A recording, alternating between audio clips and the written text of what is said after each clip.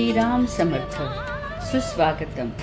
हिंदू जागृती न्यास व श्री घंटाळी देवी संस्थानच्या प्रभाते मनी या कार्यक्रमात डॉक्टर अश्विनी बापटचा सस्नेह नमस्कार.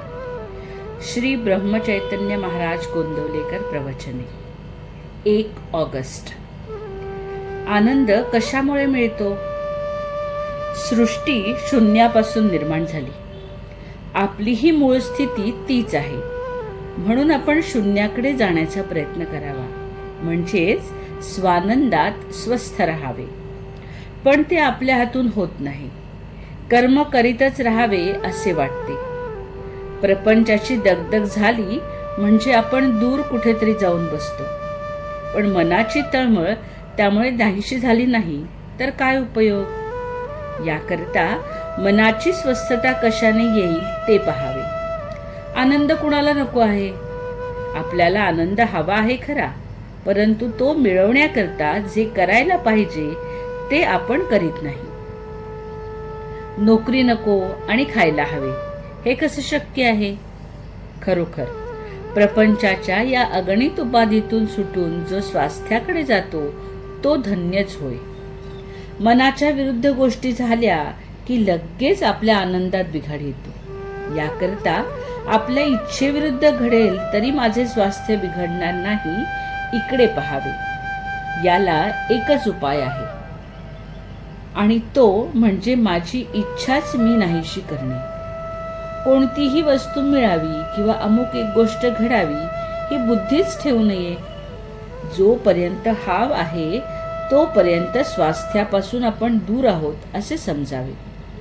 महत्वाकांक्षा खुशाल धरावी, पण त्यामुळे मनाला त्रास होऊ देऊ नये. भगवंताची इच्छा तीच माझी इच्छा असे म्हणावे आणि अभिमान सोडून कर्म करीत राहावे. प्रयत्न करून जे काही होते ते रामाच्या इच्छेने झाले म्हणावे. कर्तेपणाचा अभिमान सोडल्यानेच स्वास्थ्य लाभते. मागे घडलेल्या चांगल्या वाईट गोष्टी आठवत राहणे यामुळे आनंदात बिघाड येतो. तसेच उद्याची काळजी करीत राहणे यामुळेही मनाच्या स्वास्थ्यात व्यत्यय येतो. होते जाते ते सर्व भगवंताच्या इच्छेने होते हे मनाने पक्के ठरवल्यावर मग विनाकारण काळजी का करावी? दुःख करणे अथवा न करणे हा मनाचा धर्म असल्यामुळे ज्या माणसाने मनाला योग्य वळण दिले आहे तो प्रत्यक्ष दुखणे भोगीत असतानाही आनंदात राहू शकेल. म्हातारपणी तर आनंद हे मोठे शक्तिवर्धक औषध आहे. ज्याला नामाचे प्रेम आले त्याला शरीराच्या कोणत्याही अवस्थेत आनंदाचाच लाभ होतो, आणि ज्याला असा आनंदाचा लाभ झाला त्याच्यावर रामाने कृपा केली असे निश्चितच समजावे. भगवंतासाठी एकच दान खरे, आणि ते म्हणजे आत्मदान होय. सतत भगवंताच्या नामात राहून देवाची विस्मृती होणे हा आत्मदानाचाच प्रकार आहे. बोधवचन. वाणीत नाम घ्यावे व मनाने स्मरण करावे, आणि या दोन्हीचा मेळ असावा. आजचा हिंदू कर्तव्य दिनविशेष 1 ऑगस्ट. प्रदोष काल सायंकाळी 7:13 ते रात्री 9:26. आज थोर समाजसुधारक अण्णाभाऊ साठे यांची जयंती. चांद्रमासातील शुद्ध आणि वद्य त्रयोदशीला प्रदोष म्हणतात.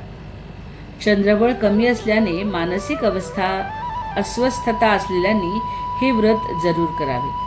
प्रातःकाली शिवपूजन, नामस्मरण व उपवास करून सायंकाळी प्रदोष काळात स्नान व शिवपूजन करून उपवास सोडावा. घंटाळी मंदिरात दर प्रदोषाला सामूहिक शिवमहिम्न पठण होते, त्यातही आवर्जून सहभागी व्हावे. मंडळी, रामरायाचे आणि श्री घंटाळी देवीचे आशीर्वाद आपल्या कुटुंबावर अक्षय राहो. जानकी जीवन स्मरण. जय जय श्रीराम.